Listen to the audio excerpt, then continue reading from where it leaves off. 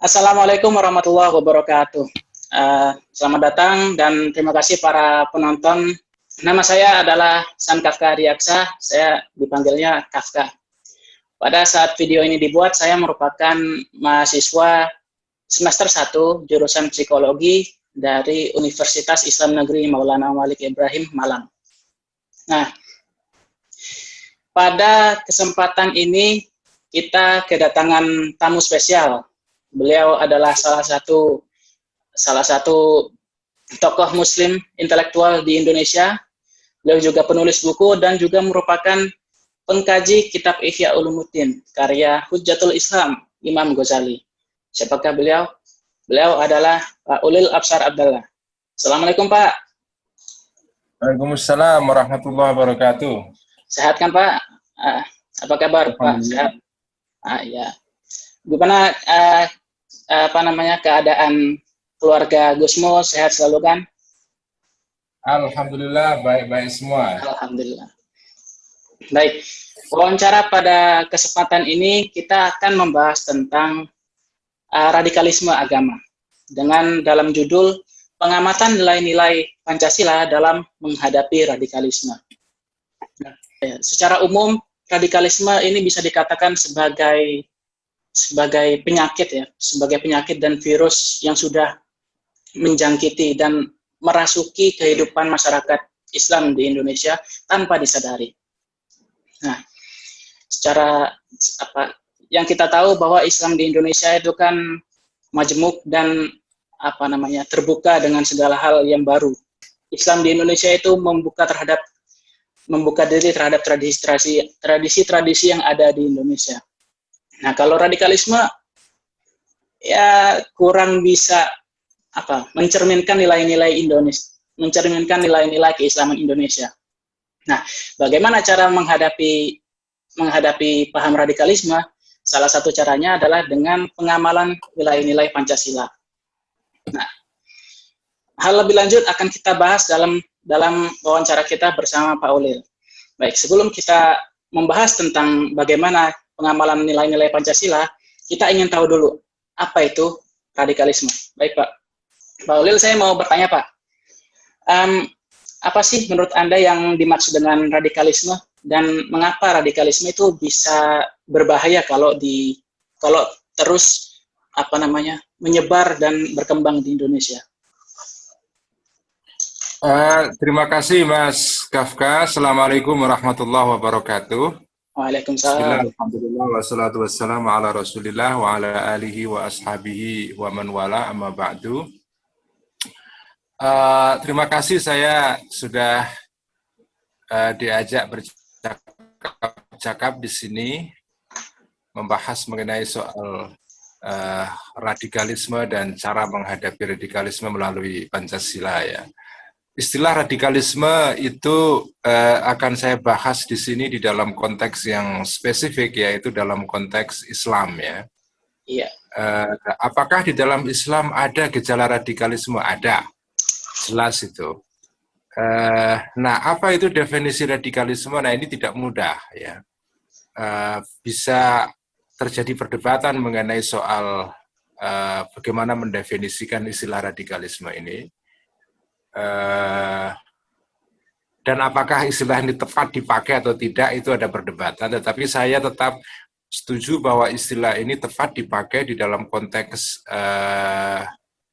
agama manapun yang di situ ada gejala radikalisme, termasuk di dalam Islam. Nah, radikalisme itu terjadi radikalisme itu singkatnya atau ringkasnya adalah suatu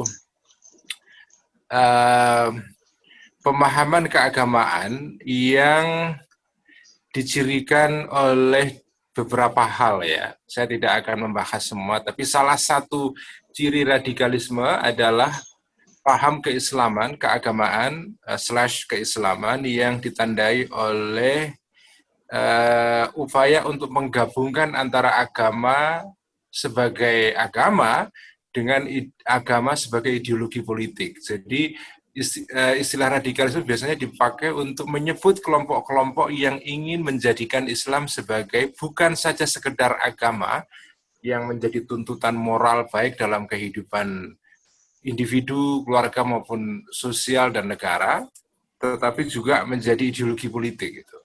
Itu ciri yang pertama. Yang kedua adalah kelompok-kelompok ini, ciri yang kedua adalah mereka mengesahkan atau cenderung menggunakan kekerasan ya. Kelompok-kelompok radikal itu biasanya cenderung keras ya, baik kerasnya itu secara verbal maupun secara tindakan atau fisik. Ya itu ringkasnya radikalisme seperti itu. Oke, saya pernah baca nih Pak, kategorisasi radikalisme bahwa kelompok radikal itu ada yang jihadis, salafi, dan apa macam-macam. Itu bagaimana Pak kategorisasi kelompok radikal secara lebih jelasnya Pak?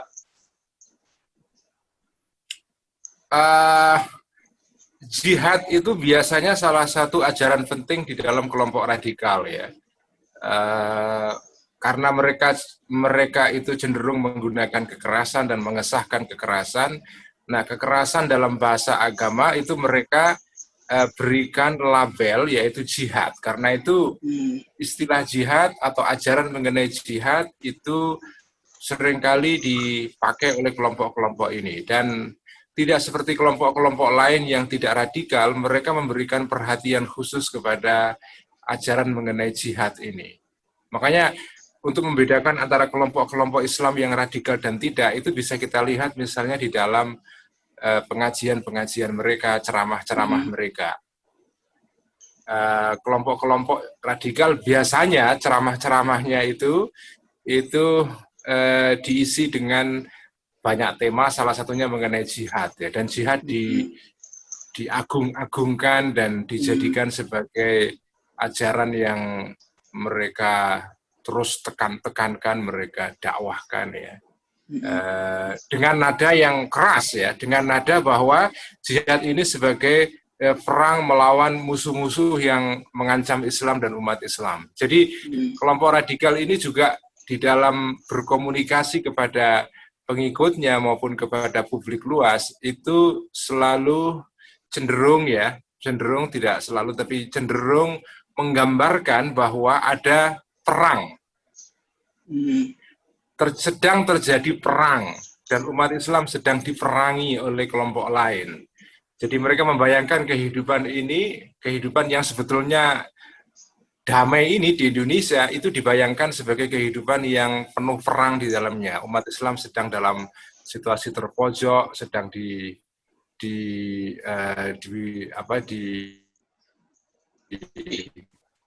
dikriminalisasi, diancam dari kiri kanan. Nah, jihad adalah ajaran yang mereka pakai untuk melawan perang ini, melawan musuh-musuh Islam itu. Iya, iya. Berarti seperti macam ISIS, Al-Qaeda itu kelompok itu ya jihadis ya Pak. Nah, dalam Indonesia itu salah satu contoh konkretnya itu kan ada HTI Pak.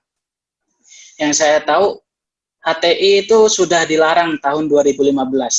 Nah, pelarangan itu menurut Pak Ulil itu sudah tepat dilakukan oleh Indonesia pada waktu itu atau justru pelarangan HTI itu sudah telat banget menurut Pak Ulil? Saya itu sebetulnya ya saya tidak setuju dengan HTI dan mengkritik keras HTI, tetapi saya itu sebetulnya agak kurang setuju dengan pelarangan HTI itu. Karena ya bagi saya HTI itu belum merupakan ancaman yang begitu rupa sehingga layak dilarang begitu ya. Saya menganggap pelarangan HTI itu kurang pas ya. Ada cara-cara lain untuk menghadapi kelompok-kelompok ini ya. Ya bagi saya cara pemerang kalau menghadapi kelompok seperti ISIS dan lain-lain itu jelas karena mereka ini kelompok yang menggunakan kekerasan bersenjata jadi layak dilarang ya. Iya. Layak bubarkan organisasi itu. Tetapi HTI ini adalah organisasi yang tidak menggunakan senjata atau tidak melakukan armed struggle atau perlawanan bersenjata, jadi tidak pas sebetulnya melarang mereka itu. Ya kalau mereka punya pendapat ya dilawan dengan pendapat ya. Tapi kan pendapatnya itu Pak yang berbahaya, dan pelarangan itu bukannya baik Pak, untuk mengurangi terjadinya penyebaran pendapat mereka yang agak radikal itu. Ya, pendapat itu memang berbahaya, tapi cara mengatasinya bukan dengan cara dibubarkan organisasinya ya. Okay. Karena bagaimanapun berbahayanya sebuah pendapat itu tidak bisa dilarang. Ya. Anda harus melakukan counter terhadap pendapat itu. Kita tidak perlu takut pada sebuah pendapat menurut saya ya. Kecuali kalau kelompok ini memang jelas-jelas melakukan kudeta politik atau dan seterusnya. Jadi menurut saya agak kurang serak sebetulnya ya. Bukan berarti saya nggak melawan HTI ya. Saya dari dulu melawan HTI, dan salah satu orang yang pertama melawan HTI sebelum ada kelompok-kelompok sekarang yang melawan HTI ya, atau sebelum Banser melakukan perlawanan terhadap HTI ya, saya sejak awal itu sudah berhadapan dengan mereka. Tapi buat saya menghadapi mereka mungkin harus dengan cara yang lain. Iya. Ini lebih lanjut tentang kelompok radikal nih. Saya ingin bertanya, kelompok radikal itu kan bergerak pasti memiliki tujuan. Nah, saya ingin bertanya, ultimate goal dari kelompok radikal itu apa saja, Pak? Ya, kelompok radikal ini biasanya ingin mendirikan negara Islam ya, menegakkan syariah Islam, tapi syariah yang mereka pahami ala mereka. Jadi tujuannya memang merebut negara, menegakkan syariat Islam. Kalaupun tidak merebut negara, mereka ingin menjadikan syariat Islam sebagai satu-satunya cara pengelolaan hidup di sebuah negara. Dan cenderung menafikan cara-cara yang lain atau hukum-hukum yang lain. Jadi karena itu berbahaya kelompok seperti ini, karena dalam konteks seperti Indonesia ya, ini bisa menimbulkan masalah besar ya. Iya. Apalagi jika mereka memperjuangkan pendapatnya atau aspirasinya itu melalui kekerasan. Dalam keinginan mereka untuk mendirikan suatu sistem negara Islam itu, mereka kan seringkali mempromosikan ide-ide khilafah. Nah, mereka memperkuatkan promosi mereka dengan membawa dalil-dalil, Pak, membawa dalil-dalil Islam dari Al-Quran atau hadis.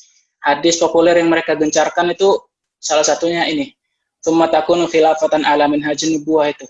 Khilafah ala minhajin nubuwah. Nah, sebenarnya cara kita untuk menafsirkan hadis tersebut itu bagaimana, Pak? Ya, khilafah itu artinya adalah sistem politik ya, sistem politik untuk mengelola sebuah masyarakat ya. Sistem politik itu namanya kan macam-macam, bisa khilafah, bisa imamah, bisa republik, bisa macam-macam. Intinya kan Islam itu menghendaki kehidupan yang teratur, ada hukum yang adil di sana dan seterusnya. Karena tidak mungkin masyarakat tidak ada pemerintahannya. Tapi tidak berarti harus pemerintahan Islam. Yeah. Karena yang hidup di bumi ini bukan hanya orang Islam saja. Dan orang Islam pun tidak mesti mereka menghendaki negara Islam. Ada orang-orang Islam yang tidak menghendaki negara Islam karena Ya, negara Islam itu belum tentu dalam prakteknya melindungi kepentingan orang Islam juga gitu. Karena biasanya ketika negara itu mengklaim dirinya sebagai negara Islam, mereka menggunakan interpretasi tertentu dalam Islam, dan interpretasi ini belum tentu membawa maslahat bagi kelompok-kelompok Islam. Jadi menurut saya ajaran mengenai khilafah itu artinya adalah ajaran tentang pentingnya menegakkan suatu tatanan politik yang adil. Karena intinya Kanjeng Nabi itu membawa ajaran mengenai keadilan. Innallaha ya'murukum bil adli wal ihsan. Allah itu memerintahkan kalian untuk berbuat adil dan baik. Nah, tataran politik yang berbuat adil dan baik itu ya apa saja asal itu berbuat adil sesuai dengan tahap perkembangan manusia pada zaman itu. Sekarang ya sistem politik sekarang ya demokrasi, ya republik dan seterusnya. Ya. Kelompok radikal ini sangat menolak sekali ajaran demokrasi. Tapi sebenarnya kalau Islam itu membolehkan nggak sih ajaran demokrasi dan macam-macam, Pak? Ya, menurut saya demokrasi, tidak hanya menurut saya, menurut banyak ulama, menurut banyak orang Islam, mayoritas umat Islam tidak menentang demokrasi. Jadi HTI itu kan pengikutnya sedikit dibanding dengan jumlah orang Islam yang ada di bumi sekarang. Yang mayoritas umat Islam, mayoritas yang sangat besar ya, mayoritas yang sangat besar ya, itu dari umat Islam setuju kepada demokrasi, karena intinya demokrasi itu adalah memutuskan segala hal, mengelola kehidupan publik berdasarkan keputusan bersama yang membawa maslahat gitu. Nah, saya tidak melihat ada pertentangan antara demokrasi dengan Islam. Jadi sebetulnya begini, orang-orang ini, kenapa orang-orang ini tidak setuju dengan demokrasi? Itu sebetulnya harus kita pahami. Saya paham mereka itu anti demokrasi ya. Jadi mereka ini sebetulnya adalah ingin agar umat Islam ini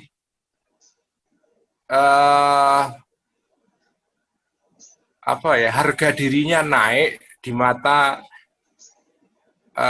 Barat. Jadi kelompok-kelompok ini kan merasa bahwa umat Islam yang dulunya pernah unggul, sekarang itu kok menjadi bangsa yang inferior, yang rendah. Sekarang ini kenapa dunia itu kok aturan mainnya itu secara sepihak diatur dengan sistem Barat misalnya. Jadi sebetulnya kehendak mereka itu bisa difahami, karena yang mengkritik sistem global sekarang bukan hanya HTI, tetapi juga banyak kelompok di masyarakat di dunia ini yang tidak puas dengan sistem yang ada sekarang. Dan saya setuju, ada cacat-cacat dalam demokrasi yang sekarang ini kita praktekkan, ada banyak kelemahan di dalam sistem ekonomi internasional, ada banyak ketidakadilan di dalam sistem internasional, dalam sistem multilateral yang sekarang kita pakai. Dan ya salah satu korbannya orang Islam, tapi tidak hanya orang Islam. Yang menjadi korban dari sistem internasional yang tidak ideal ini bukan hanya orang Islam saja, tapi juga kelompok-kelompok yang lain. Nah, tapi pertanyaannya adalah kenapa solusinya kok khilafah gitu? Iya. Itu saja pertanyaannya, apakah khilafah ini menjadi solusi yang masuk akal atau tidak? Bahwa kritiknya mereka itu valid, iya, saya setuju itu. Bahwa sistem global sekarang ini ada masalah, dan yang menganggap sistem global sekarang ini ada masalah itu dengan analisa yang jauh lebih canggih, bukan anak-anak HTI, tapi banyak teoritisi di tingkat dunia yang melakukan kritik keras terhadap sistem yang sekarang berlangsung. Misalnya kalau Anda pernah lihat beberapa tahun yang lalu di Amerika ada satu gerakan namanya gerakan Occupy Wall Street Movement ya, gerakan untuk menduduki Wall Street itu, karena mereka menganggap bahwa sistem ekonomi Amerika itu hanya menguntungkan 1% dari orang-orang kaya di Amerika, 99% penduduk Amerika itu terpinggirkan, tidak mendapatkan kue yang adil dari ekonomi Amerika, sehingga mereka melakukan gerakan untuk melawan kapitalisme itu. Ya, itu contoh bahwa sebetulnya ketidakpuasan dan kritik teman-teman HTI terhadap sistem internasional itu juga ada pada kelompok-kelompok yang lain. Iya. Dan ketika ini penting sekali, saya ingin katakan ya, ketika kita atau saya atau teman-teman Muslim yang setuju dengan demokrasi, itu jangan juga menganggap bahwa demokrasi ini sistem yang paling sempurna. Di antara sistem-sistem yang ada, demokrasi itu yang relatif bisa kita pakai dengan lebih aman. Tetapi sistem ini banyak mengandung cacatnya dan perlu kita koreksi. Iya. Jadi sama dengan misalnya ya, ini perlu saya tegaskan kepada teman-teman yang selama ini menggunakan istilah NKRI harga mati. Ya, istilah NKRI harga mati itu menurut saya harus diberikan catatan. Yang harga mati itu apanya? Kalau NKRI sebagai bentuk negara nasional, wilayahnya dari Sabang sampai Merauke, ya. Tapi kalau harga mati dalam pengertian apapun yang dikerjakan oleh pemerintah harus kita terima, ya saya nggak setuju. Iya. Jadi harga mati itu bukan harga mati dalam pengertian yang seluruhnya. Jadi pemerintah Indonesia harus dikritik kalau berbuat salah. Jadi pemerintah tidak harga mati. Bentuk negaranya mungkin, ya bentuk negara yang sekarang ini kita punya, negara nasional Indonesia, itu harga mati. Tetapi kebijaksanaan pemerintah pada tingkat pusat maupun daerah ya, yang itu tidak harga mati, banyak hal yang salah di dalam kebijaksanaan itu yang harus kita kritik. Jadi saya tidak kepingin NKRI harga mati itu dipakai sebagai alat untuk menyingkirkan orang-orang yang tidak setuju dengan kebijakan pemerintah. Iya. Kalau ada orang melakukan kritik kepada pemerintah sekarang, oposisi gitu, berarti dia tidak NKRI harga mati. Ya, itu bagi saya tidak tepat itu. Oke.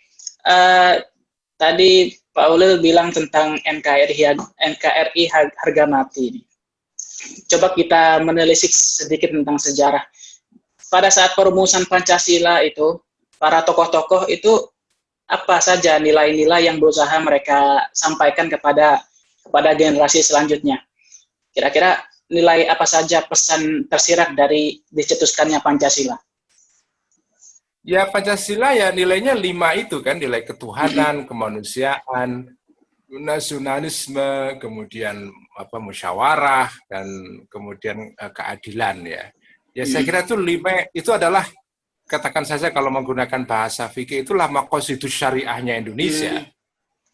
Kalau ya dalam Islam kan ada maqasidus syariah yang 5 juga, ada al-kulliyatul khamis.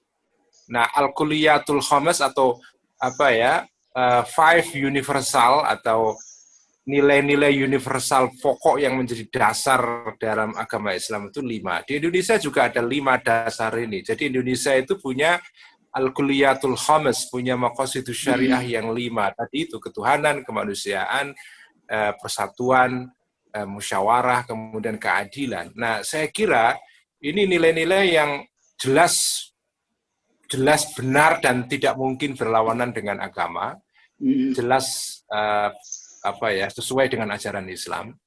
Tetapi memang melaksanakan nilai ini di dalam kehidupan nyata itu tidak mudah itu ya. Betul. Misalnya saya ambil contoh ya, nilai mengenai ketuhanan itu. Mengenai ketuhanan ini menurut saya perlu dibahas dengan mendalam dan dipraktekkan dengan benar. Misalnya, apakah nilai ketuhanan ini artinya hanya ketuhanan yang difahami oleh agama-agama besar yang ada di Indonesia, atau juga ketuhanan yang juga inklusif. Jadi bisa menerima juga pemahaman ketuhanan oleh kelompok-kelompok keagamaan yang kecil seperti masyarakat adat, ya kelompok-kelompok adat. Mereka juga punya paham ketuhanan juga gitu. Nah, itu juga penting kita pahami dengan tepat ya. Karena selama ini ada satu asumsi di sebagian bangsa Indonesia bahwa ya ketuhanan itu artinya adalah ketuhanan yang dirumuskan oleh kelompok-kelompok utama, agama-agama besar. Tapi kelompok penghayat, kepercayaan, dan segala macam itu, paham ketuhanan mereka itu dianggap rendah misalnya. Itu tidak boleh itu. Kalau menurut saya ya. Saya juga pernah baca nih dari guru saya juga bahwa dalam proses perumusan Pancasila para tokoh itu juga ini memberikan ruang untuk kepada para ulama, para kiai untuk memberi peran juga kontribusi terhadap perumusan Pancasila. Itu sejarahnya bagaimana, Pak? Ya, tokoh-tokoh Islam kan dilibatkan di dalam sidang persiapan kemerdekaan Indonesia, dalam rapat-rapat menjelang menjelang proklamasi kemerdekaan ya, juga dalam perumusan ideologi negara. Tokoh-tokoh Islam kan terlibat di sana. Ki Bagus Hadikusumo, Kahar Muzakir ya, bukan Kahar Muzakir, ya tokoh-tokoh yang lain, tokoh-tokoh Islam yang terlibat di sana ada beberapa. Jadi ya umat Islam memberikan kontribusi yang besar dalam perumusan visi negara kita ini, termasuk dalam perumusan Pancasila. Dan kita juga tidak bisa menafikan bahwa salah satu inspirasi yang mengilhami Bung Karno di dalam merumuskan Pancasila sudah pasti sebagian datang dari ajaran Islam. Karena Bung Karno adalah seorang Muslim, tapi juga seorang yang mengaku dirinya Muhammadiyah, dan sewaktu di dalam pembuangan di Banda dan kemudian di Bengkulu ya, dia banyak sekali berkorespondensi dengan tokoh-tokoh Islam dan meminta dikirimi buku-buku Islam dan membaca banyak tentang Islam, dan dia juga berkomunikasi banyak dengan kiai-kiai NU, dengan Kiai Wahab, Kiai Hasyim Asy'ari dan seterusnya. Jadi Bung Karno tidak bisa diingkari dalam merumuskan Pancasila itu inspirasinya datang dari ajaran Islam juga. Dan nggak mungkin Bung Karno berpikir merumuskan Pancasila itu tidak ada sumbangan dari ajaran-ajaran Islam. Itu nyaris tidak mungkin. Terutama paham ketuhanan. Ya, paham ketuhanan. Mungkin paham kemanusiaan dan selebihnya itu mungkin dari Barat memang. Sebagian dari Barat. Jadi menurut saya Indonesia ini sebagai sebuah negara itu fondasinya, dasar-dasarnya itu digali dari berbagai sumber. Kalau kita baca pidato Bung Karno 1 Juni, pidato kelahiran Pancasila itu dia banyak merujuk kepada sumber-sumber internasional, sumber-sumber pribumi, sumber-sumber dari Islam. Jadi paham ketuhanan itu jelas dia mengambil dari Islam. Paham tentang kemanusiaan dia ambil dari filsafat tentang humanisme. Paham tentang kebangsaan dia ambil dari ideologi nasionalisme. Paham musyawarah dia ambil dari demokrasi. Paham keadilan sosial dia ambil dari sosialisme. Jadi Indonesia ini menarik menurut saya. Indonesia itu ideologinya itu merupakan amalgamasi. Amalgamasi artinya adalah adalah campuran dari berbagai ajaran yang berasal dari berbagai sumber. Dan menurut saya itu ya sesuai dengan karakter bangsa Indonesia yang letak geografisnya ada di tengah persilangan benua-benua besar, persilangan peradaban, sehingga Indonesia bisa menerima banyak inspirasi dan ilham dari berbagai sumber. Iya. Oke, kita kembali lagi kepada masa sekarang nih, masa era-era teknologi digital. Di media sosial, saya sering kali itu menemui akun-akun yang syarat akan paham radikalisme ini. Nah, followernya itu banyak, bahkan sampai jutaan. Kalau dilihat followernya itu banyak dari golongan-golongan muda. Apa namanya? Anak-anak muda itu sepertinya lebih terpengaruh paham-paham radikalisme daripada nilai-nilai Pancasila ya Pak. Itu bagaimana kok bisa terjadi?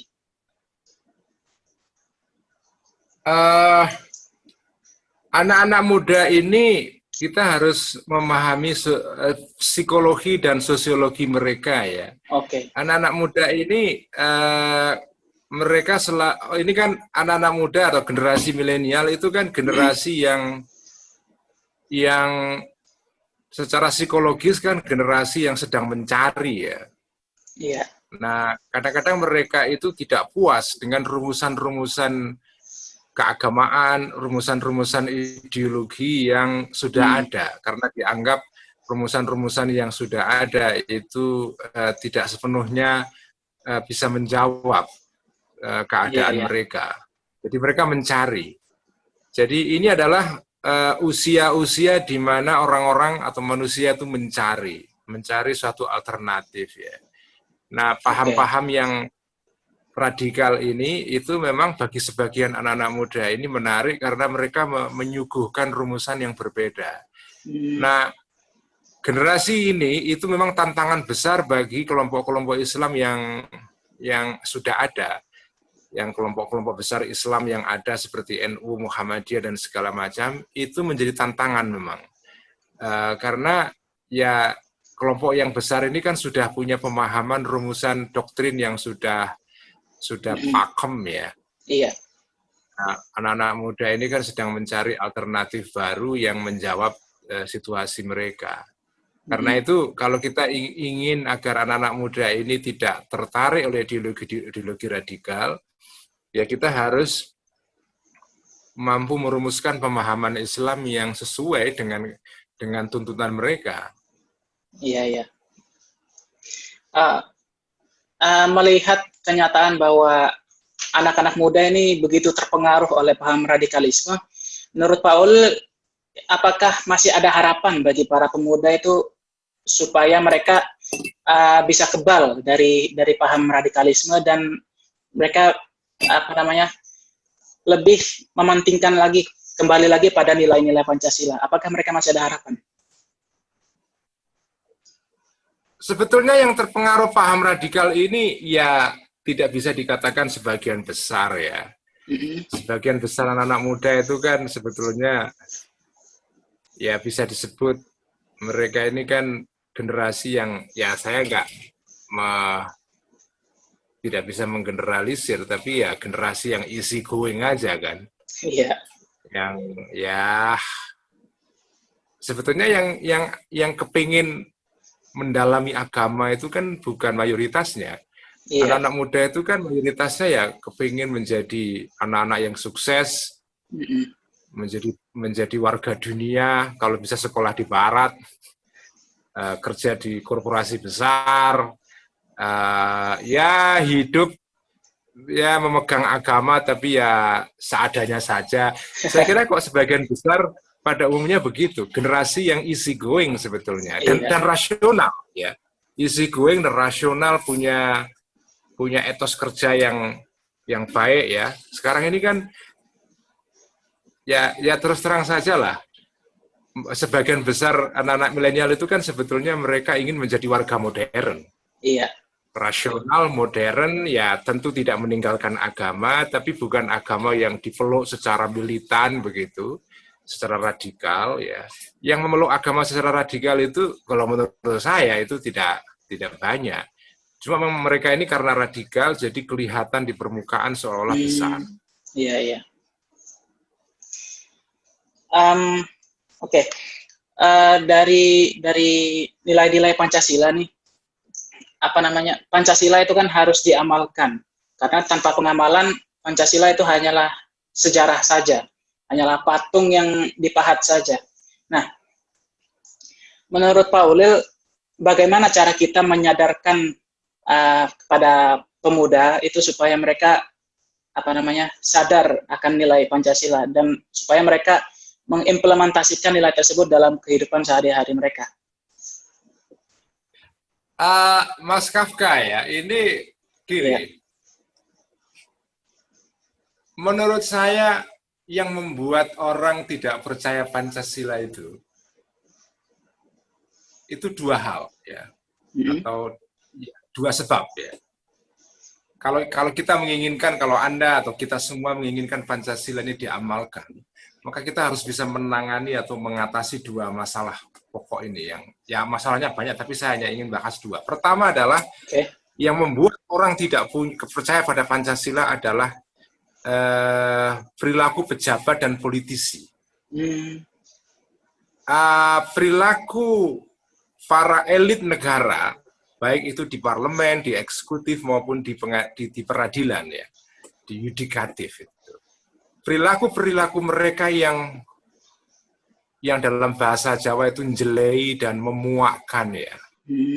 Perilaku ketua KPK misalnya, yang sudah dilemahkan lembaganya, kemudian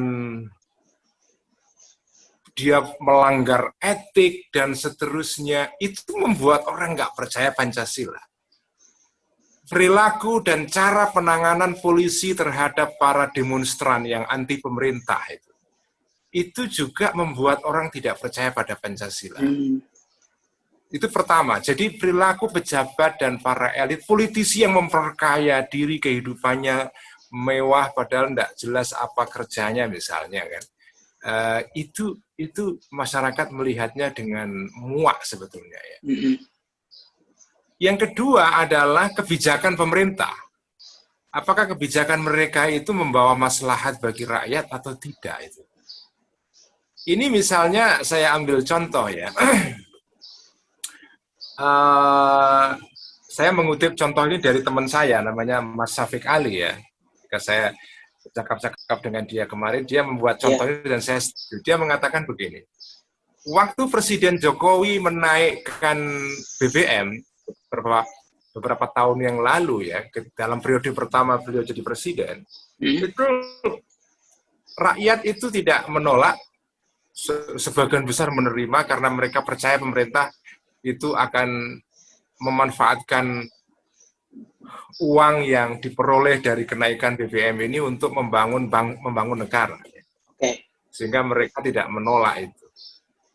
Beda dengan kenaikan BBM pada pemerintah sebelumnya yang menimbulkan penolakan yang luar biasa. Tapi ketika pemerintah membuat kebijakan seperti Undang-Undang Omnibus Law misalnya, kenapa menimbulkan protes yang luas sekali itu? Karena orang sudah nggak percaya bahwa undang-undang ini membawa maslahat bagi publik. Ini undang-undang yang sudah dipersepsikan oleh masyarakat, ini hanya menguntungkan sekelompok tertentu dalam masyarakat. Dan kelompok ini tidak merupakan kelompok mayoritas di masyarakat itu. Jadi kebijakan pemerintah yang tidak memihak kepada maslahatur ra'iyah atau kemaslahatan rakyat, itu membuat orang nggak percaya pada Pancasila. Jadi kalau Pancasila ini mau diamalkan, menurut saya, itu jadi begini, kalau orang-orang itu melihat pemerintah kita itu berbuat fair seperti di negara-negara maju yang normal itu ya, semua orang diperlakukan secara adil, secara tidak diskriminatif, pejabatnya tidak memperkaya diri, mobilnya tidak mewah-mewahan, naik angkutan umum juga oke. Jadi pejabat itu tidak kayak raja-raja zaman dulu harus dimuliakan dan seterusnya. Itu rakyat akan percaya pada Pancasila. Itu. Jadi menurut saya sekarang ini sederhana aja. Kalau Anda ingin anak-anak kita percaya pada Pancasila, pejabatnya itu harus berbuat yang mereka percaya ini ideologi ada wujudnya. Ya. Ini kan sama dengan sebagian orang yang di Barat kan. Yang tidak percaya Islam itu agama perdamaian. Di Barat itu ada sekelompok banyak, bukan hanya sekelompok, ada banyak orang yang tidak percaya agama Islam itu agama damai. Islam itu ya agama kekerasan. Walaupun kamu terangkan berbusa-busa Islam itu ajarannya ajaran perdamaian, rahmat, dan kasih sayang, dan seterusnya. Kanjeng Nabi itu Nabiyur Rahmah, bukan Nabiyun Niqmah misalnya. Itu orang nggak percaya, karena mereka masih melihat misalnya gini, contoh yang terakhir ya, yang menyedihkan buat saya. Ada seorang guru di Perancis yang dibunuh. Digorok, bukannya dibunuh, digorok. Yang baru-baru ini ya? Iya, karena memperlihatkan kartun yang menghina Kanjeng Nabi kepada murid-murid di sekolah. Nah, saya tuh kadang-kadang heran, kenapa kalau kita mencintai Nabi kita harus dengan cara menggorok orang yang kita anggap menghina? Kenapa kita tidak bisa menunjukkan kecintaan kita kepada Kanjeng Nabi, karena ini bulan Maulud ya, bulan kelahiran Kanjeng Nabi. Kita semua mencintai Kanjeng Nabi Muhammad SAW. Kenapa kita tidak menerjemahkan kecintaan kita dengan cara yang juga baik gitu? Nah itu, jadi kalau orang Islam sendiri tidak menunjukkan tindakan yang sesuai dengan ajaran yang kita klaim, ya orang nggak percaya. Pancasila juga sama menurut saya. Betul. Oke, terakhir nih Pak, sebelum kita closing wawancara kita, apa pesan Pak Ulil dan nasihat kepada para penonton wawancara kita nih? Karena ini kan mau di-post ke YouTube. Apa pesan Pak Ulil supaya mereka? Jadi gini, pesan saya adalah, menurut saya bangsa Indonesia ini bangsa yang punya potensi besar untuk bisa menjadi bangsa yang besar ya. Potensinya banyak karena jumlah anak mudanya itu besar sekali. Ini generasi yang dalam masa pertumbuhan dan produktif, kreatif, inovatif itu.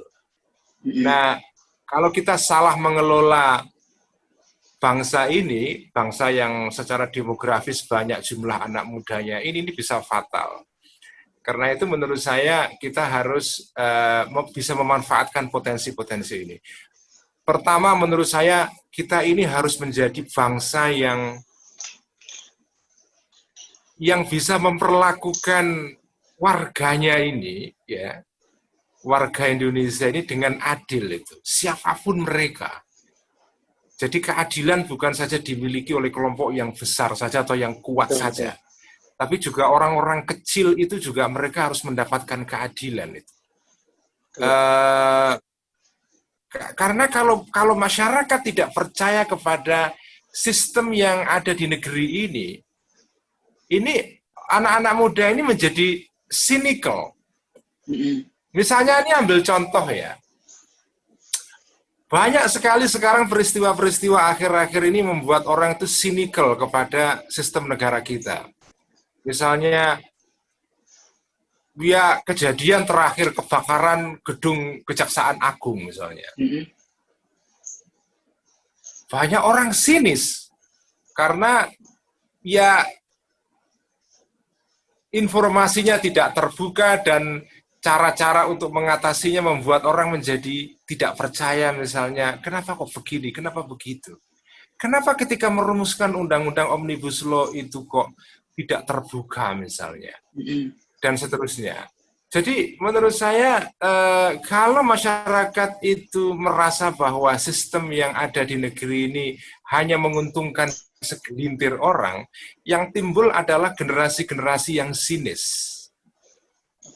Nah, generasi yang sinis ini bisa dua akibatnya. Kalau dia tidak misalnya apatis, indifferent, tidak peduli, sudahlah, saya nggak mau lihat negara mau berbuat apa silahkan ya. Saya akan I'll go alone. Saya akan jalan sendiri, going my own life. Saya akan menjalani kehidupan saya sendiri. Saya nggak peduli. Apatisme ini menurut saya nggak sehat. Yang kedua, lebih berbahaya. Mereka akan menempuh jalan-jalan yang penuh kekerasan. Kenapa misalnya ideologi-ideologi radikal itu menarik? Karena orang merasa negara ini sistemnya mereka percaya itu. Jadi kan begini, Mas Kafka ya, kenapa kelompok-kelompok ini menyebut pemerintahan kita tauhid itu? Kenapa? mereka menyebut orang itu kan tauhid kan. Ya kita nggak setuju dengan pendapat ini, tapi kita sebetulnya harus mencari apa di balik tuduhan ini itu. Oke. Kita nggak setuju dengan tuduhannya, tapi kita harus tidak hanya berhenti di sana. Karena kalau berhenti di sana itu kita tidak akan mendapatkan pelajaran apa-apa. Kita harus berangkat, harus go beyond artificial analysis. Kita harus bergerak melampaui analisa yang permukaan. Kita harus memahami kenapa mereka menyebut negara kita ini atau pemerintah kita tauhid. Mungkin karena mereka merasa bahwa mereka tidak melihat keadilan di dalam kebijakan yang dilakukan oleh pemerintah sekarang. Jadi ketika mereka menyebut tauhid itu kita harus memahami alasan-alasannya. Betul. Jadi itu menurut saya yang penting itu. Saya tidak kepingin generasi muda ini menjadi sinis, menjadi tidak peduli karena melihat ya politisi dan elit-elit negara kita, elit partai, ya Allah, partai kita itu menurut saya menjengkelkan sekali untuk tidak mengatakan memuakkan ya partai-partai politik kita itu. Bagaimana pilkada sekarang ini membuat orang sinis sekali. Iya, betul. Terus terang membuat sinis sekali. Orang-orang yang dulunya percaya kepada Presiden Jokowi sekarang menjadi sinis karena ternyata Pak Jokowi juga melakukan tindakan sama dengan para politisi lain.